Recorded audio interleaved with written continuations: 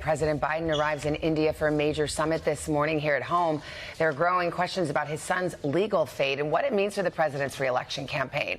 The special counsel looking into Hunter Biden is now expected to seek an indictment of him within weeks after that controversial plea deal collapsed. Let's turn to Chuck Todd, NBC's political director, moderator of Meet the Press. Chuck, good morning. Happy Friday. Let's start right there with Hunter Biden. It seems an indictment is coming. We don't know what the contents will be.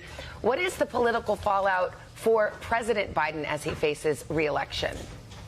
Well, it's interesting. President Biden's biggest problem is not Hunter Biden. It continues to be his age. All things Hunter Biden actually matter more to Donald Trump in many ways than they do to Joe Biden. And I think this is ends up being very helpful to Donald Trump. The more there is questions about ethics surrounding the Biden name or the Biden brand focusing on Hunter Biden, it basically, this has been what Trump's goal has been, is to sort of muddy the waters here, create this, hey, everybody is dirty here in Washington. They claim they're clean. They're not telling you that.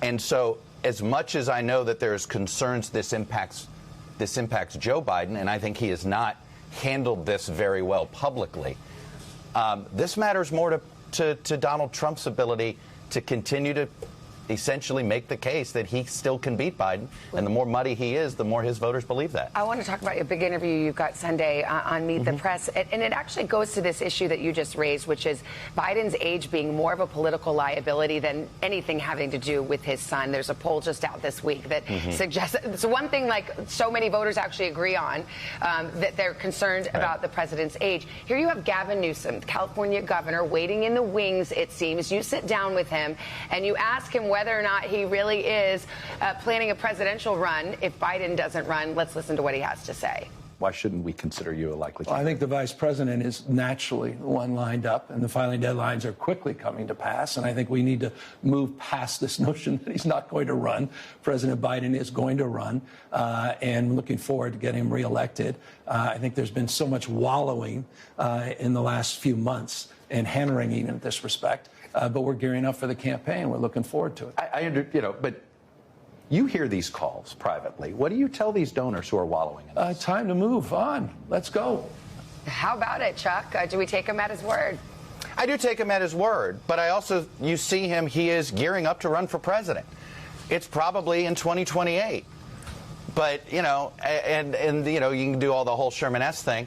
But if something happens, look, the filing deadlines haven't passed. This is, something that you would think that could change before the end of the year. And if it somehow did, I think he'd jump in very quickly.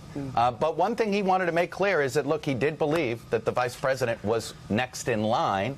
And at the end of the day, but he said it in such a way that it didn't feel Sherman-esque. Put it that way, Savannah. Well, Chuck, we've always loved your analysis. We'll continue to love it. But you are stepping down as moderator of Meet the Press after 9 years. I know Kristen Welker, our dear friend, is going to take that baton ably. But we just want to say thank you, Chuck.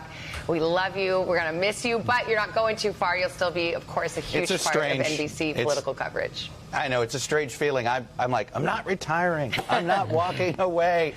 I'm just stepping off the chair and stepping away from a daily news cycle for a little bit. Well, Chuck, I'm happy for you. And I just have to say, you're my dear friend. We go way back. And I thought about this morning, 9 years ago, on the day that you found out that you were going to get the job you dreamed of your whole life. This is where you were. You were with me, with my one-day-old baby. You came to see me.